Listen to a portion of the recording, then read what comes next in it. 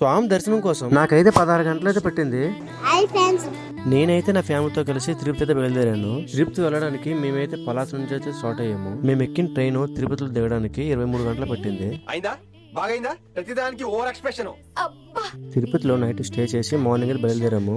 మేము అలిపిరి మెట్ల నుంచి స్టార్ట్ అయ్యాము. తిరుమల మెట్లు ఎక్కడమే ఒక ఎక్సర్సైజ్ అనుకుంటే దాంతో పాటు బోనస్ గా నా కూతురు ఒకటి, పైగా ఫిజికల్ గానీ మెంటల్ గానీ స్ట్రెయిన్. మాకు మెట్ల మార్గంలో ఈ మామిడికాయ కొనడానికి వచ్చి ఎక్కువ అయిపోయింది. ఎలా ఉంది సార్? రకరకాలుగా ఉంది మాస్టర్. ఫైనల్ గా కొండ ఎక్కడానికి అయితే 5 గంటలైతే పట్టింది. అక్కడే ఉన్న మాధవ నిలయంలో లాకర్స్ తీసుకుని భోజనం చేశాక అందరం గుండ్లు కుట్టించి సర్వదర్శన లైన్ లోకి ఎంటర్ అయ్యాము. దర్శనానికి 24 అవర్స్ టైం పడుతుందని చూసాక